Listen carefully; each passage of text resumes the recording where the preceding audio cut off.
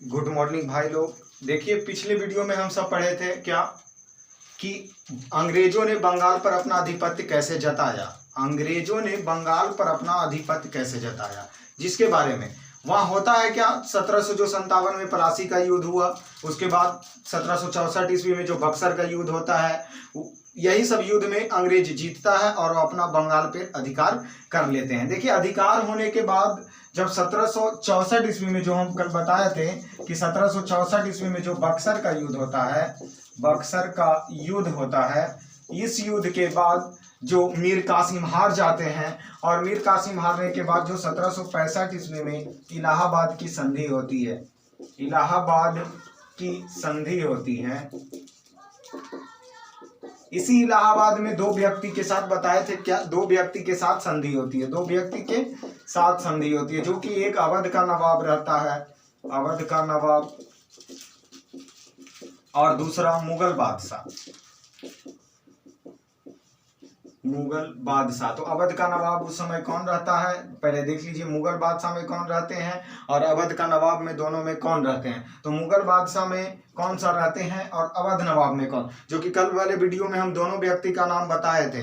तो आप सबको याद ही होगा कि क्या बताया गया है दोनों का। अवध का नवाब शुजा-उद-दौला, अवध का नवाब शुजा-उद-दौला, और उस समय जो दिल्ली के मुगल बादशाह रहते हैं शाह आलम द्वितीय रहते हैं, शाह आलम द्वितीय, जो कि कल ही बताया जा चुका था ये दोनों का नाम, शाह आलम द्वितीय। इन दोनों के बीच में संधि होती है, जो वहां अंग्रेज की तरफ से वो समय जो कि रॉबर्ट क्लाइव रहते हैं, वो इस संधि में सिराजुद्दौला को जितना भी, ये जो बक्सर का युद्ध में जितना भी पैसा खर्च होता है, लमसम सब शुजा-उद-दौला को देना पड़ता है। और यही संधि में फिर शुजा-उद-दौला और शाह आलम द्वितीय ने जो किनको, रॉबर्ट क्लाइव, कौन, रॉबर्ट क्लाइव, अंग्रेजी सेना का नेतृत्व कौन कर रहा था उस समय, रॉबर्ट क्लाइव, उनके बीच में दोनों का इलाहाबाद में दो अलग अलग संधियां हुई थी, दो अलग अलग संधियां। पहली संधि अवध के नवाब के साथ, दूसरा मुगल बादशाह के साथ। ये दोनों संधि होने के बाद ये जो रॉबर्ट क्लाइव रहते हैं वो अपना बंगाल पे पूरी तरीके से, बंगाल पर अपना आधिपत्य जता चुकते हैं। मतलब इनके पूरे तरीके से बंगाल पे शासन किनका हो जाता है, रॉबर्ट क्लाइव का, अंग्रेजी कंपनियां का हो जाती है। देखिए 1765 ईस्वी के बाद, 1765 ईस्वी के बाद वहां 1770 ईस्वी तक के रॉबर्ट क्लाइव का यही क्रिया लगातार चलते रहता है। और 65 के बाद 1765 ईस्वी में ही ये 65 से जाके 72 तक के रहते हैं वहां। रॉबर्ट क्लाइव 65 से लेकर 72 तक के बंगाल पे अपना, जो कि देखिए 65 ईस्वी में ही यही बंगाल का गवर्नर बनकर रखते हैं। क्या, बंगाल पर गवर्नर, सिर्फ बंगाल पर गवर्नर। और बंगाल पर उसी समय बंगाल में बोला जाता है कि द्वैध शासन शुरू होता है, बंगाल में द्वैध शासन शुरू होता है। तो आज के वीडियो में हम सब यही देखने वाले, मेन पॉइंट, मेन फोकस यही था कि बंगाल में द्वैध शासन क्या है, बंगाल में द्वैध शासन क्या है। तो हम सब इसी के बारे में देखने वाले हैं कि बंगाल में द्वैध शासन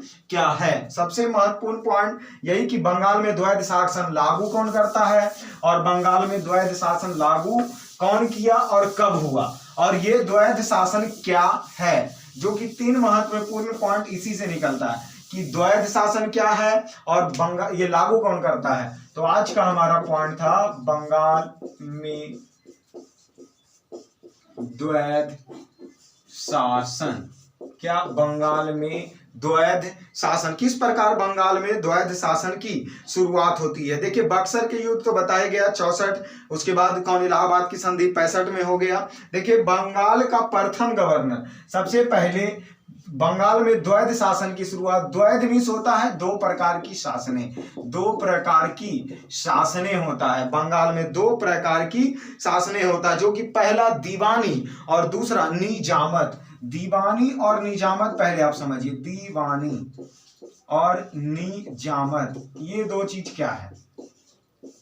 पहले द्वैध शासन से समझने से पहले आप ये समझिए कि दीवानी क्या है और निजामत क्या है। तो देखिए दीवानी उसे कहा जाता है जो राजस्व वसूलता है, राजस्व वसूल करने वाले को, जो राजस्व वसूलना ही दीवानी कहलाता है। और निजामत क्या कहलाते हैं, पुलिस एवं न्यायिक प्रशिक्षण, पुलिस एवं न्यायिक प्रशिक्षण। पुलिस एवं न्यायिक प्रशिक्षण, जो कि प्रशिक्षक होता है देख रेख करने के लिए, पुलिस और न्यायिक प्रशिक्षक, ये क्या कहलाता है? निजामत। ये दो प्रकार की वहां ये दो प्रकार के शासन होता है, जो कि ये देखिए दीवानी, जो दीवानी है वो इलाहाबाद की संधि में रॉबर्ट क्लाइव ने मुगल बादशाह, कौन? मुगल बादशाह से प्राप्त करते हैं, मुगल बादशाह से प्राप्त करते हैं। बोला जाता है दीवानी पद इन्होंने किन से प्राप्त किया? तो मुगल बादशाह। और उस समय का मुगल बादशाह कौन था? जो कि हम अभी बताए हैं, क्या उस समय का मुगल बादशाह शाह आलम द्वितीय रहता है, उससे शाह आलम द्वितीय से ही यह दीवानी पद प्राप्त करते हैं। शाह आलम द्वितीय से ही उन्होंने क्या पद, कौन सा पद किया? दीवानी पद। अब दूसरा आता है निजामत पद। क्या? निजामत पद, जो कि ये बंगाल के सूबेदार से प्राप्त करते हैं, बंगाल के सूबेदार से, बंगाल के सूबेदार से निजामत पद प्राप्त किया जाता। देखिए ये दीवानी। अब यहाँ बंगाल में राजस्व वसूलने की काम कौन करेगा? तो ये अंग्रेजी कंपनियां करेंगी। कौन करेंगी? अंग्रेजी कंपनियां करेंगी। मतलब बंगाल में राजस्व वसूली का काम अब से अंग्रेजी कंपनियां करते हैं, जो कि अंग्रेजी कंपनियां ही। अभी देखिए बोला जाता है द्वैध शासन। सबसे पहले आप इसे समझिए, ये तो दो एक दीवानी और निजामत पद होते हैं, जो कि इन्हें दिया जाता है संधि के दौरान। एक दीवानी पद मुगल बादशाह और बंगाल के सूबेदार से यह निजामत पद लेते हैं। अभी हम सब समझेंगे बंगाल में द्वैध शासन। ये जी देखिए कि यहाँ बंगाल का प्रथम गवर्नर जो कि बनता है, प्रथम गवर्नर, ये सब काम ही किनका है? क्योंकि संधि में कौन भाग लिए थे? Robert Clive. रॉबर्ट क्लाइव ये सब संधि में भाग लेने वाला, जो ये संधि हो रहा द्वैध शासन या इलाहाबाद की संधि, इसमें भाग लिए कौन? Robert Clive. और ये 65 से, जो कि 1765 से 67 तक रहते हैं, 1765 से 67 तक के ये अपना बंगाल का गवर्नर या बंगाल का गवर्नर बना रहते हैं। कौन? प्रथम गवर्नर, जो कि कहाँ का? बंगाल का, रॉबर्ट क्लाइव। देखिए रॉबर्ट क्लाइव ने दीवानी, जो राजस्व वसूलने क्या, एक दो जगह ये दो व्यक्ति को अपना दीवानी के पद पर दीवानी अधिकार के रूप में देते हैं, जो कि पहला देते हैं बंगाल पर और दूसरा बिहार पर।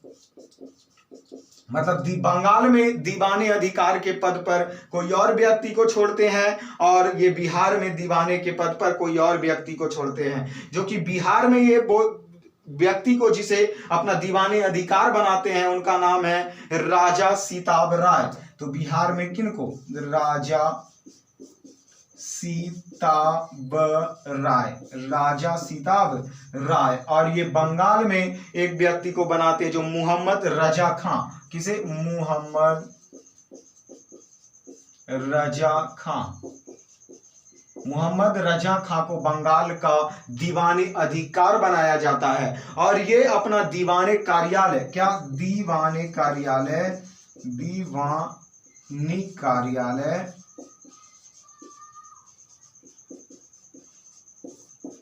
जो मुर्शिदाबाद से ट्रांसफर करके पटना कर लेते हैं, मुर्शिदाबाद से पटना करते हैं। मतलब अपना दीवाने कार्यालय ये कहाँ? मुर्शिदाबाद से कहाँ कर लेते हैं?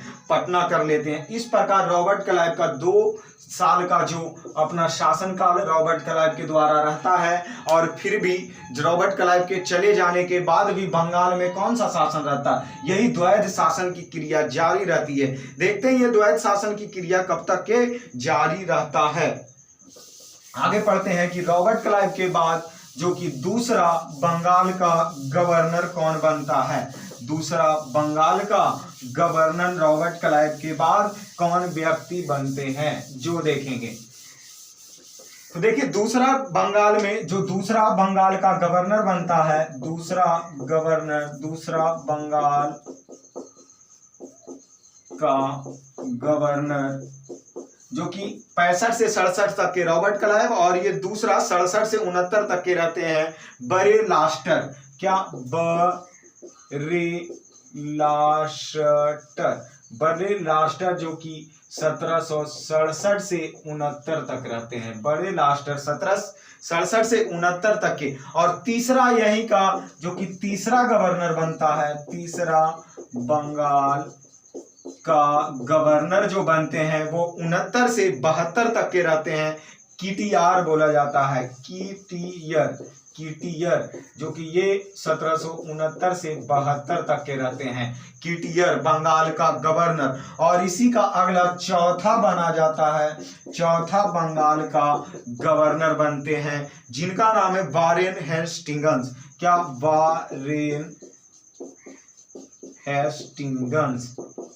वारेन हेस्टिंग्स जो कि ये 72 से 74 तक के रहते हैं। देखिए ये वारेन हेस्टिंग्स जब बंगाल का गवर्नर बनते हैं उसी समय 72 से जो 73 ईस्वी में, कब? 1773 ईस्वी में एक रेगुलेटिंग एक्ट आता है, रेगुलेटिंग एक्ट आता है। और इसी रेगुलेटिंग एक्ट के तहत 3 या 4 कामें होती हैं जो कि महत्वपूर्ण 3 कामें क्या होती है। रेगुलेटिंग एक्ट कब आया? 1773 ईस्वी में। किसके शासनकाल में? वारेन हेस्टिंग्स के शासनकाल में। वारेन हेस्टिंग्स गवर्नर कब से कब तक बने रहने का उनका पोस्ट था? तो 72 से 74 ईस्वी में। अब देखते हैं इस रेगुलेटिंग एक्ट के तहत में होता है क्या, जो कि तो सबसे पहले जो बंगाल का गवर्नर था वह अब क्या बनेगा? ब्रिटिश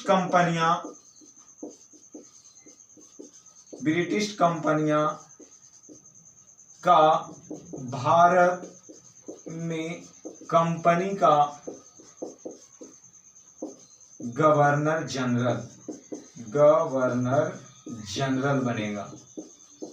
मतलब पहले सिर्फ बंगाल का गवर्नर रहता था, लेकिन ये 1773 ईस्वी के एक्ट के बाद हुआ क्या कि बंगाल का गवर्नर जनरल, जो बंगाल का पहले गवर्नर था, वह अब भारत का गवर्नर जनरल कहलाएगा। क्या? भारत का गवर्नर जनरल कहलाएगा। और दूसरा पॉइंट इसका यह है कि कार्यकाल, जो कि गवर्नर का कार्यकाल या गवर्नर जनरल का कार्यकाल अब 5 साल के होंगे, 5 साल के होंगे। देखिए पहले आप देख लीजिए तो कितने से चला आ रहा है, इधर 65 से 67 जो कि रॉबर्ट क्लाइव थे। कौन थे? Robert Clive. मतलब इस समय सिर्फ 2 वर्ष का ही था गवर्नर, जो आपका गवर्नर था बंगाल का वो कितने साल का देख लेते हैं, यहां लिख देते हैं, प्रथम बंगाल का गवर्नर। तो प्रथम बंगाल का गवर्नर रॉबर्ट क्लाइव, और आपके देख लीजिए कि चौथा तो वारेन हेस्टिंग्स। तो पहले जो था गवर्नर मात्र 2 साल का मतलब कार्यकाल कितने साल का था? 2 साल का। लेकिन 1773 ईस्वी के रेगुलेटिंग एक्ट के तहत अब कार्यकाल 5 साल के होंगे। तीसरा पॉइंट इसका देखते हैं क्या, कि सिर्फ पहले जैसे बंगाल का गवर्नर होता था तो वो बंगाल का ही देखरेख करता था, लेकिन अब ऐसा नहीं होगा। अब ऐसा नहीं होगा। होगा क्या?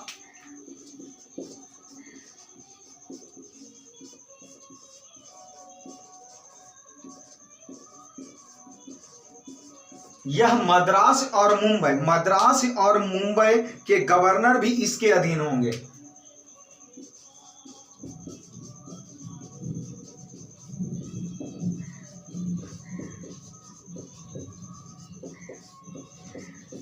मतलब अब बंगाल और मद्रास के गवर्नर भी होगा, वो किन के अधीन होंगे? तो गवर्नर जनरल के अधीन होंगे। और इनका देख रेख भी कौन करेगा? गवर्नर जनरल ही करेगा। देखिए भारत में बोला जाता है कि अंग्रेजों ने 2 तरीके से शासन किए, जैसे भारत में कंपनी का शासक और दूसरा सम्राट का शासक। तो बोला जाता है भारत में कंपनी का शासक,